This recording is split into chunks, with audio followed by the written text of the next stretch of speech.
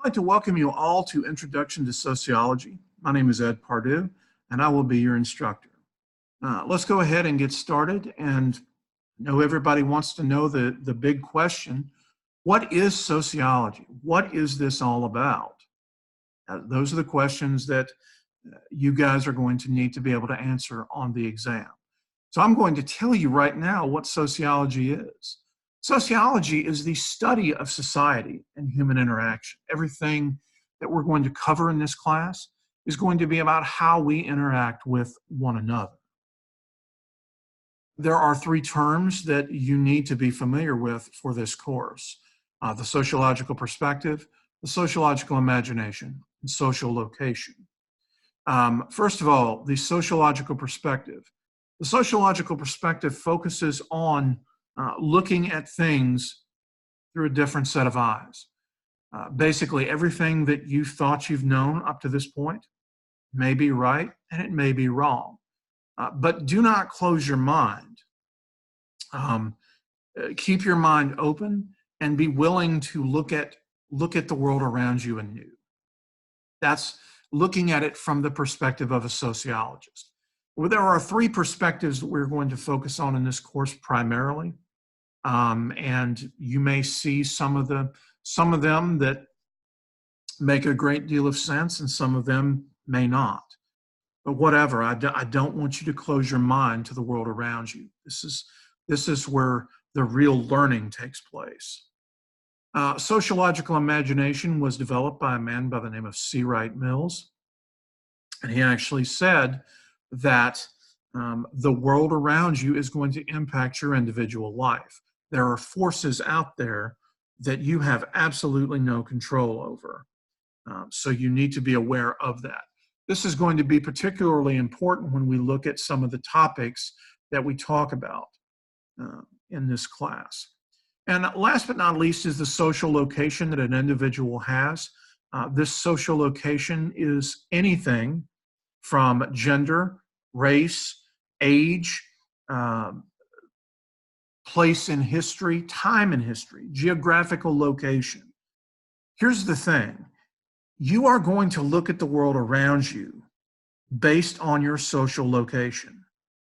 You need to be able to try to free yourself from that for this course and life in general. The idea is that if you are a female living in India 500 years ago, you are going to look at the world around you very differently than if you are a male living in the United States in 2010.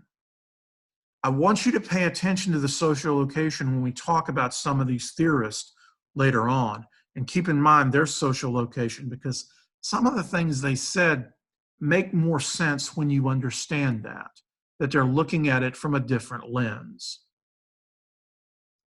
When we look at the levels of analysis, much like Russian nesting dolls here in this diagram, we see that the perspectives or the theories or the paradigms that we're going to discuss focus on two levels. And these certainly there are other perspectives that are in between, but for purposes of this class, we're going to talk about either the microsociology that focuses on the individual self, and one of the perspectives that we're going to look at focuses on microsociology. We're also going to look at the other two perspectives that focus on macrosociology, focuses on the big picture or focuses on society. And here is the thing, this is what I want you to understand. The society is going to impact the individual self, and in turn, the self is going to impact society. I want you to also understand, and this is very important, that sociology has been around for thousands of years, yet this gentleman by the name of Auguste Comte, who lived in France in the 1800s, is considered to be the father of sociology. He's the father because he's the first person to use the term, okay? It's like people saying that Ben Franklin discovered electricity. Ben Franklin did not discover electricity. You're telling me, saying that Ben Franklin discovered electricity, that nobody prior to Ben Franklin was shocked with lightning and lived. I find that hard to believe, almost as hard as I find it to believe that George Washington chopped down a cherry tree and said, "I cannot tell a lie." Sorry, hard to believe. I'm not saying that Comte was not valuable to sociology, because are discussing him here. But one of his main contributions was positivism. Positivism focuses on applying the laws of the natural world to the social world and studying people in a methodical, research-based way. And we are able to do that, and we continue to do that, thanks in part to this man, Auguste Comte. I also want to mention that social location is going to come in very important with this next theorist. Her name is Harriet Martineau. She lived in England in the 1800s. Mrs. Martineau, and by the way, she was not married, but she preferred to carry the title of a married woman because that carried more respect in those days. Came to the United States. She was looking at how the factory workers were treated.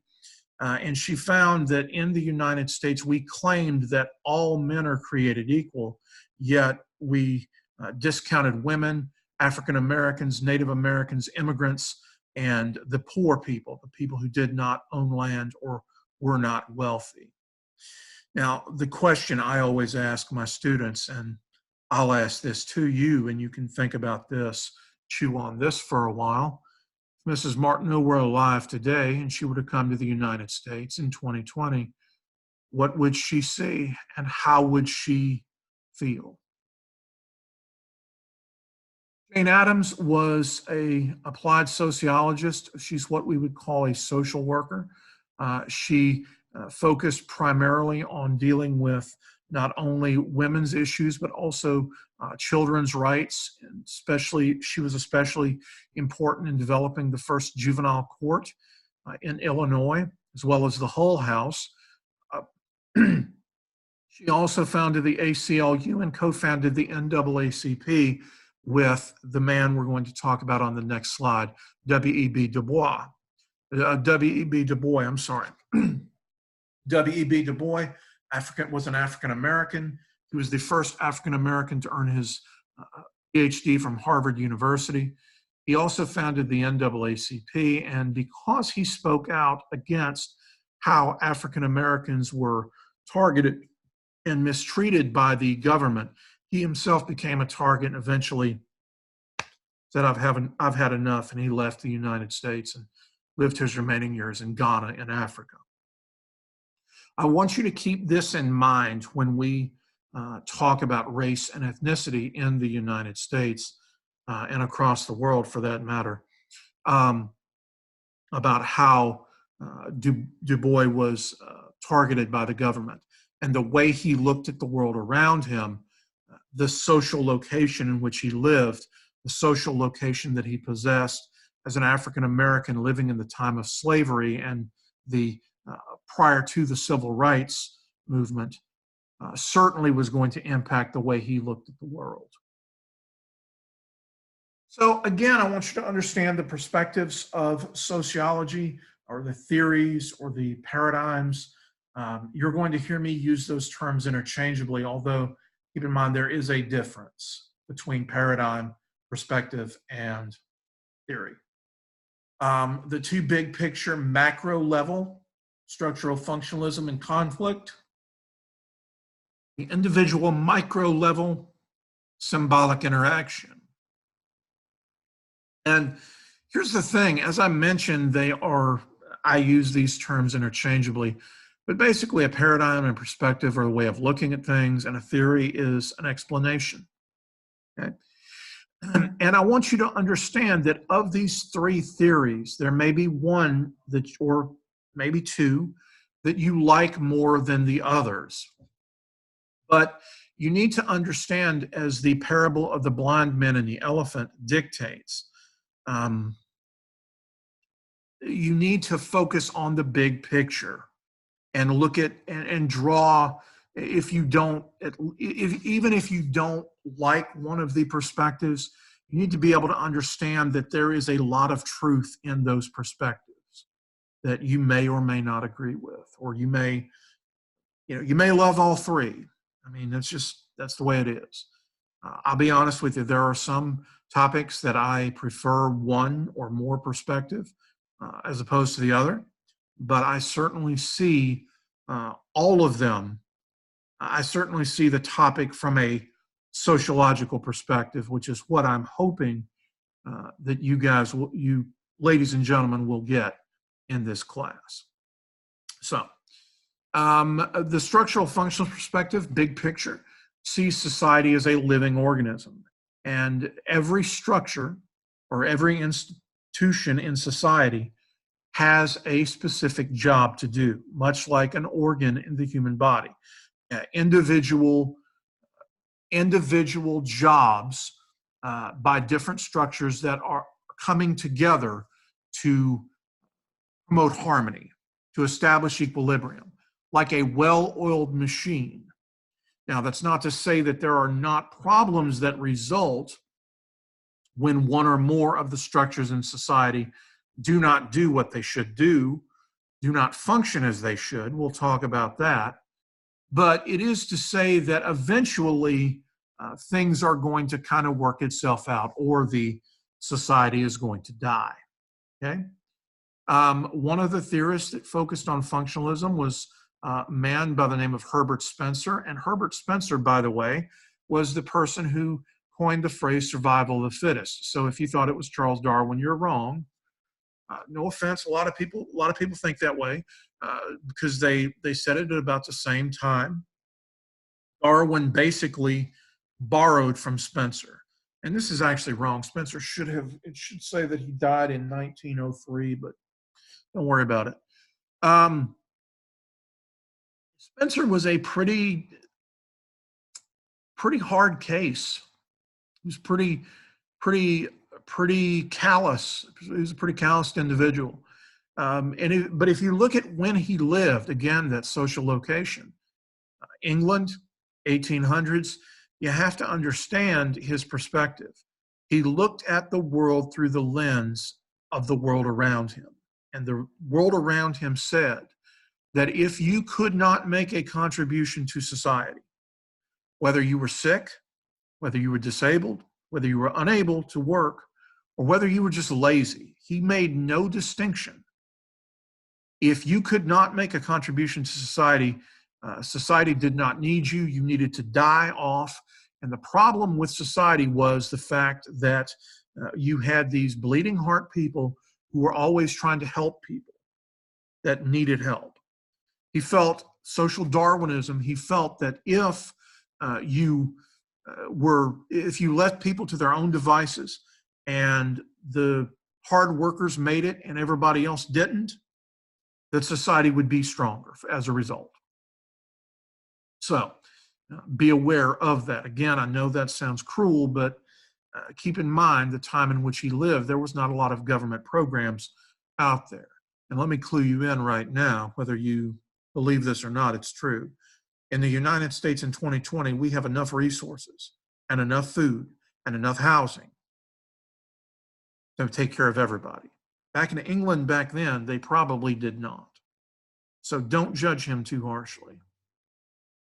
This guy, Emile Durkheim, lived in France in the 1800s. Durkheim talked about social integration and enemy. Social integration is how connected an individual is to his or her society. This connectivity can refer to how are they employed? Do they have family? Do they have good friends? Do they engage in social activities? All of these things are going to determine an individual's ability to do well in society. Okay, when enemy comes about, there is a breakdown between the individual and society. And once an individual is left to his or her own devices, it's Katie bar the door. There's going to be a problem with deviance and with suicide. So keep that in mind. Keep in mind that social facts are the institutions in society that help regulate our behavior, okay? And when they're gone or when they're not doing what they're supposed to do, again, Katie bar the door. And last but not least, referring to solidarity, Durkheim talked about the types of societies that are out there, societies he felt are mechanical or organic in nature. Mechanical societies are very primitive in nature.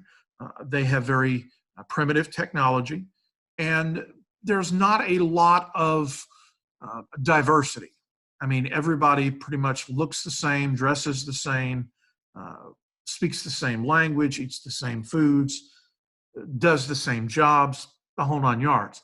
If you look at the Amish community, okay, you get an example of a mechanical solidarity. And as technology increases, however, we move from mechanical to organic.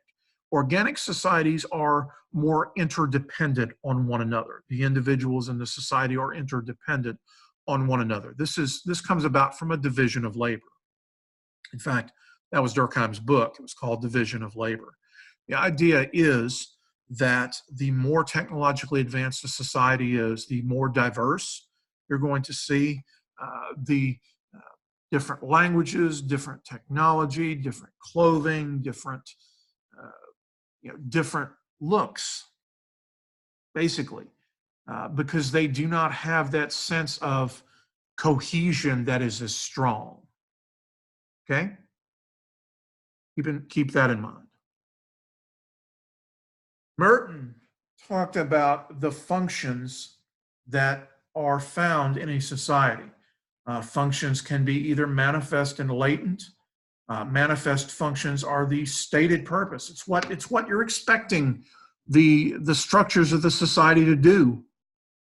Latent functions are functions that come about, I don't want to say by accident, but they're almost a byproduct, if you will. And manifest and latent functions can be positive. They really can be positive. But every now and then, when something doesn't work the way it's supposed to, you're going to see a dysfunction. Dysfunction is like a nasty little side effect if you are taking a medication. Dysfunction is where it does not do, the structure in society does not do what it's supposed to do. Okay? And we see a lot of problems that are a result of that, particularly when I talk to you about the criminal justice system and when I talk to you about the education system. You're going to see many of the dysfunctions that are out there. So stay tuned. The conflict perspective is another big picture perspective. And it says simply this. It says that human beings all have common needs. We need things to survive. And in a society, there are some people who get more than their fair share, and there are some people who get less. And there are some people who get the best of everything, and some people who get what's left. And it is this inequality, this inequitable distribution of resources that's going to cause conflicts in our society.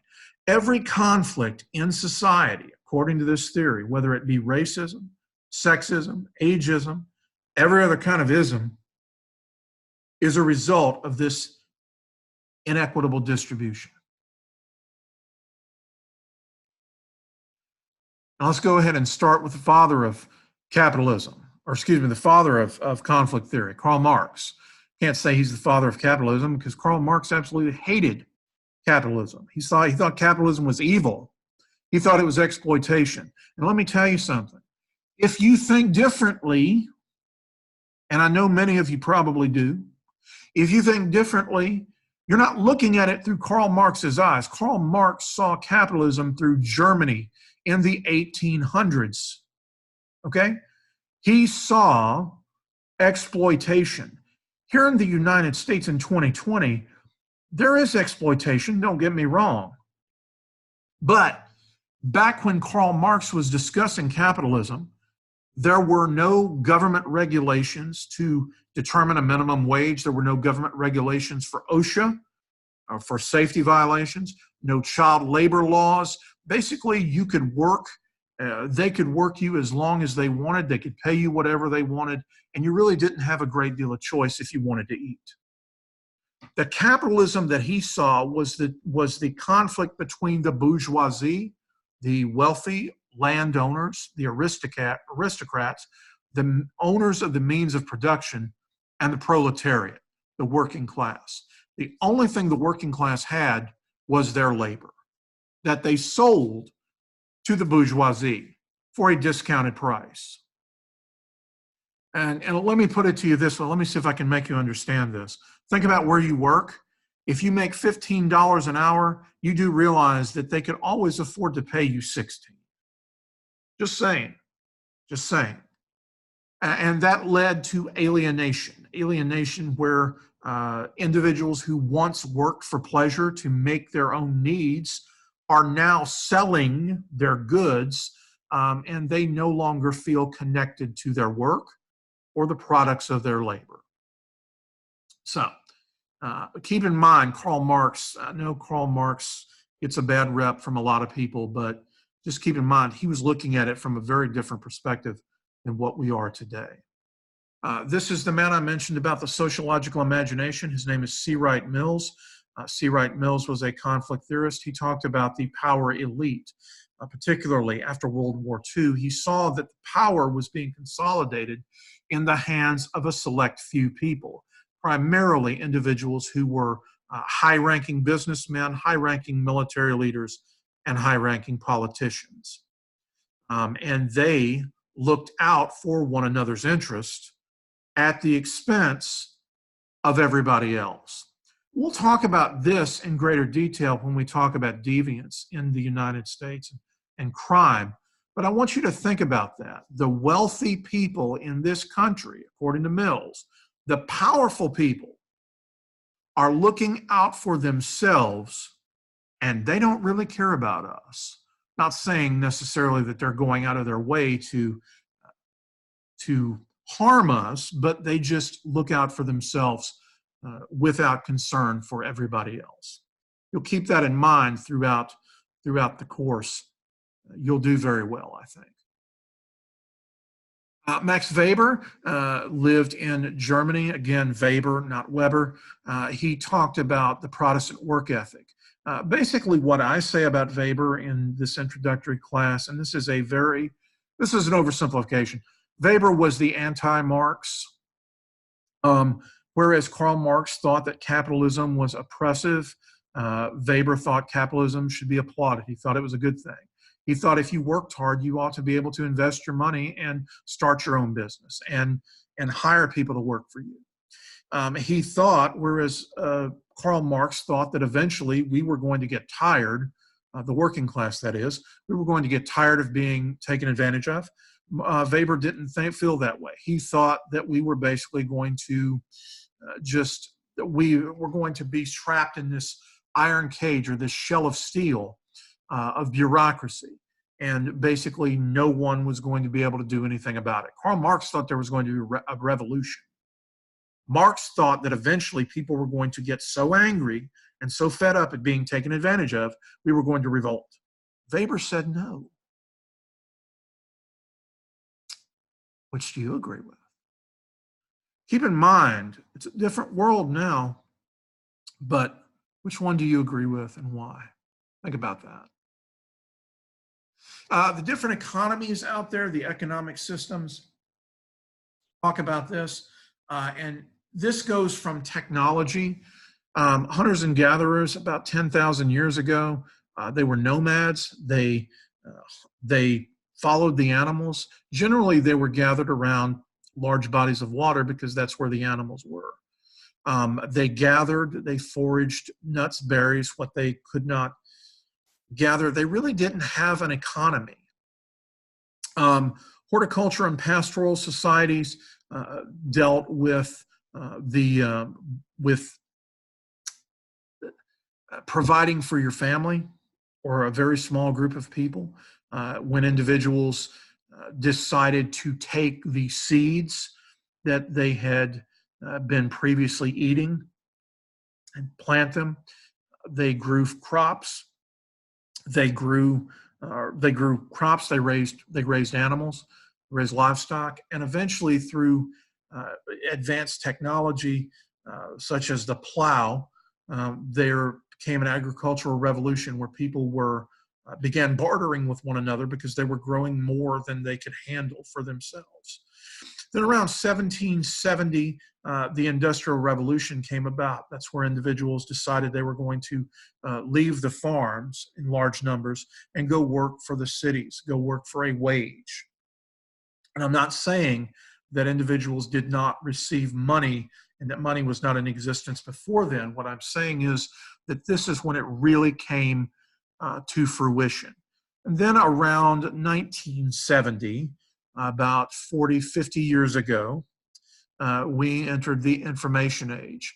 We are in the age of information right now through the technology of the microchip. Banking transactions are done online every day. And the information age that we're in right now, as I am reaching out to you through cyberspace. So we're able to do that. I've actually had students that I've taught that were in South Korea.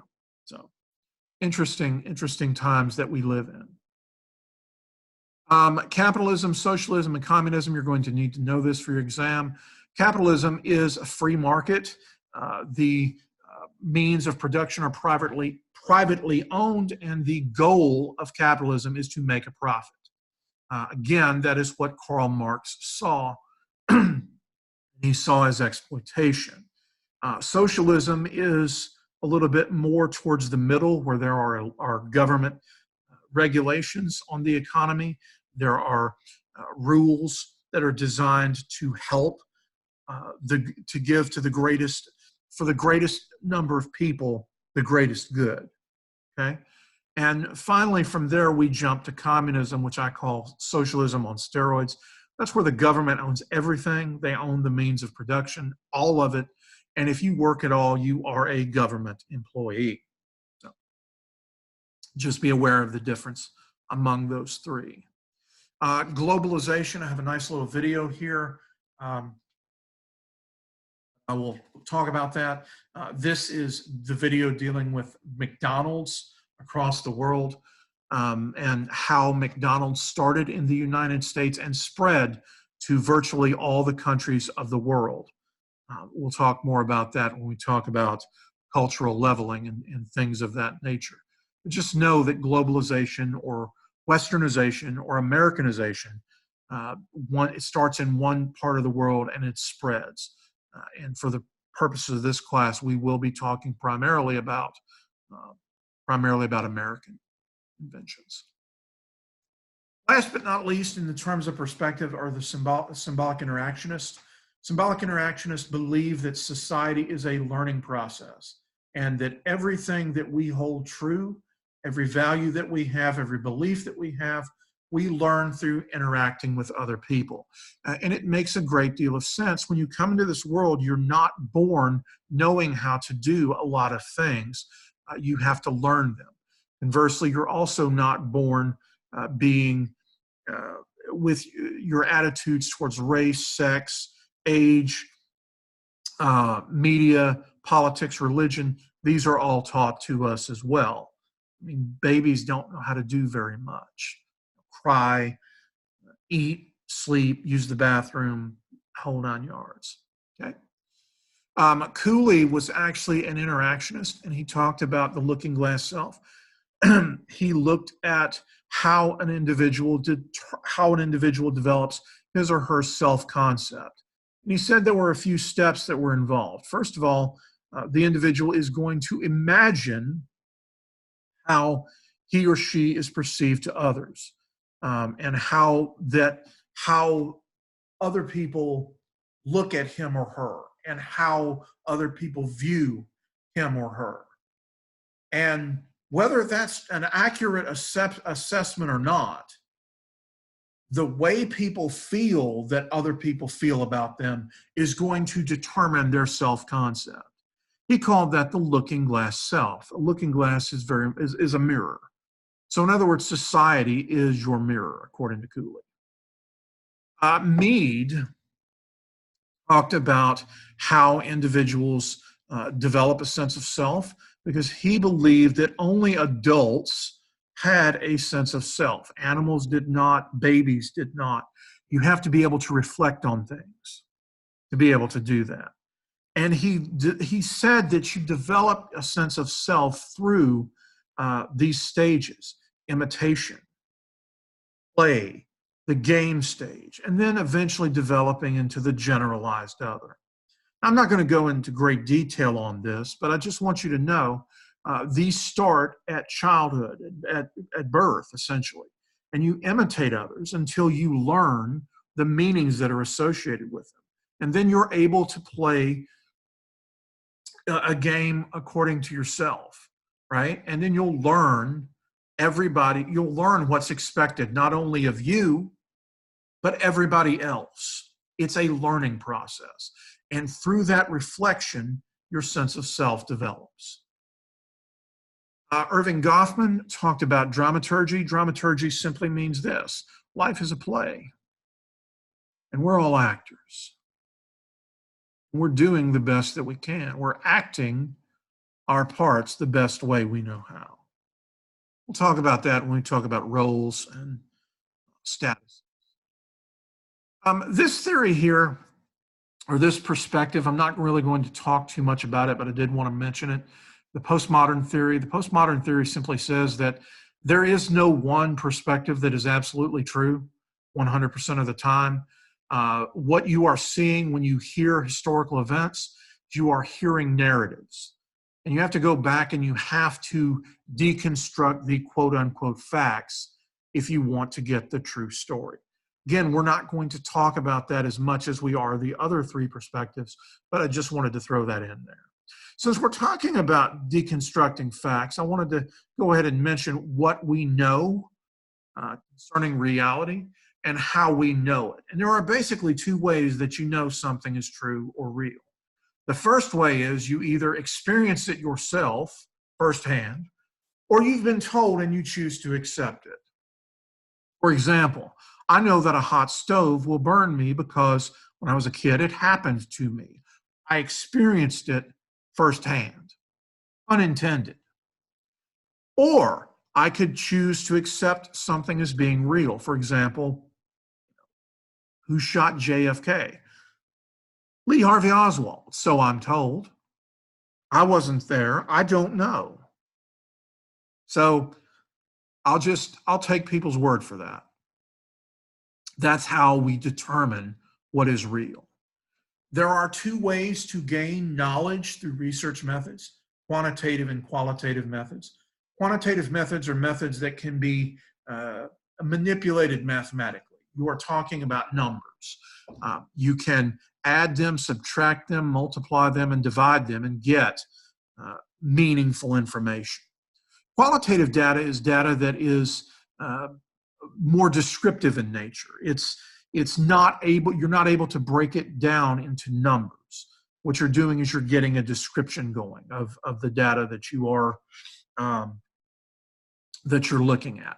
Quantitative data is ironically more often used in social sciences because for all intents and purposes, it's quite easy to quantify things into number of events. I believe more qualitative data should be used because qualitative data allows us to understand the underlying meanings. So whereas quantitative is more broad, qualitative gets into greater depth. The scientific method right there are the six steps right there. I'm not going to quiz you on it, so don't worry about it. I'm just putting it in there for posterity. I do want to mention the correlation and causation. My wife teaches statistics, and she always says that correlation does not imply causation, is what it is. Just because things are correlated, just because two variables are correlated, does not mean that one causes the other. One of the things that I often heard when I was taking criminal justice courses was that ice cream sales create or cause juvenile delinquency, because the more ice cream sales there are, the more juvenile delinquency there is. Well, I suppose that's possible. I suppose it's possible that these kids are getting hyped up on the sugar and going out and committing acts of delinquency.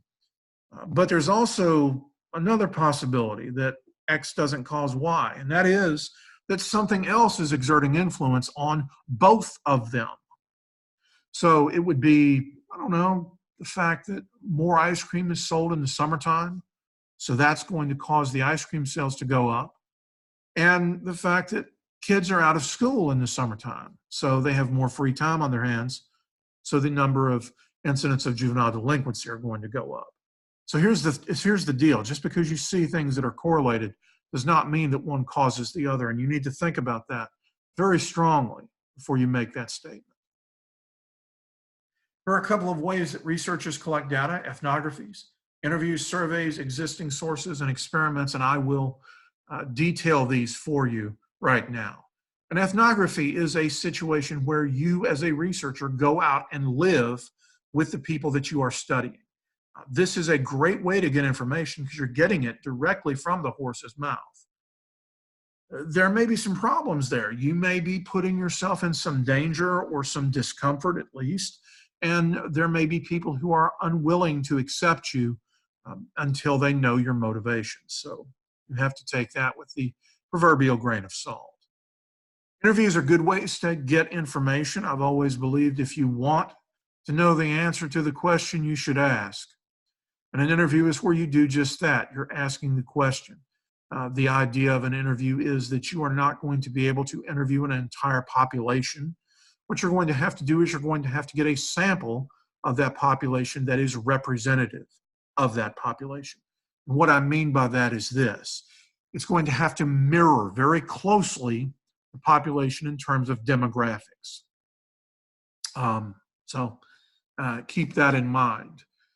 There's also the issue of open-ended and close-ended questions. An open-ended question is where you ask a question and let the respondent give his or her response. A close-ended question is where you ask a question, but you offer some guidance, if you will. You are offering them choices to select from. For example, if I were to say an open-ended question would be, what is your favorite restaurant?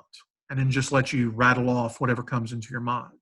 But if I were to say a close-ended question, it would be something along these lines. Of the following restaurants, which is your favorite? IHOP, Burger King, Pizza Hut, Taco Bell, Captain D's. Of those, which is your favorite? That would be a close-ended question. Interviews, by the way, are very good. They're relatively cheap to administer, and you're going to get some good information. You also need to be sure that people aren't messing with you. Some people will do that. Same thing with a survey. Surveys are so cheap to administer. In fact, 2020, the census is coming out. The census is a survey. It's given every 10 years, and you get a lot of information that way. It's very effective, cost-effective way of getting information. Telemarketers that are always doing surveys, very cost-effective. You're going to get surveys this semester dealing with how I have taught this class, and we're going to get a lot of good information if you respond. The thing is, a lot of people don't respond to surveys, or a lot of people may not know the answers. So you have to keep that in mind, but very, very cost effective. Existing sources are very cost effective as well. They are very easy. They are free in many instances. But here's the thing. When you find an existing source, you have to take it with a grain of salt, because you do not know whether this person did a good job with collecting the data. All things being equal, you probably are going to want to do an experiment. If you are able to, an experiment is the gold standard. because of several things. First of all, randomization, randomly selecting individuals to participate and randomly assigning them to either a control or an experimental group. And when I say random, what I mean is the individual in question has an equal chance of being either selected or not selected, or being placed in the control or the experimental group. Something as simple as flipping a coin. Are you going to select this person? Heads for yes, tails for no. Once you've got all the people you're going to get in your experiment, flip a coin. Is this person going into the control group or the experimental group? The control group is going to receive no stimulus. They're not going to get tested. They're going to receive a placebo. The experimental group is going to receive the stimulus. They're going to receive the independent variable. Okay? And you go from there. Because of that randomization, you have eliminated any researcher bias out there. And last but not least, and we're going to talk about this a little bit, is the research issues that are out there, the professional code of ethics. In years past, when dealing with human subjects, we as researchers have not always dealt kindly with them. So please be aware that these things happen. And now we have rules in place that are requiring us, particularly when we are dealing with human subjects, requiring us to treat them humanely. So professional code of ethics includes everything from voluntary consent, informed consent, voluntary participation, informed consent, doing no harm, confidentiality, anonymity, things of that nature. If you are with an agency that receives federal funding and you do research with human subjects, you have to go through an IRB. It's an institutional review board. They're going to look at your proposal and they're going to determine whether or not these practices are being adhered to. And the thing about value-free sociology, I know Weber said we're supposed to keep our opinions out of it, but the reality of the situation is we are all human beings. We all have opinions. We all have beliefs. And that's just not entirely possible. We cannot be entirely objective, although we should do our best. Okay? That's all I have. If you have any questions, just let me know.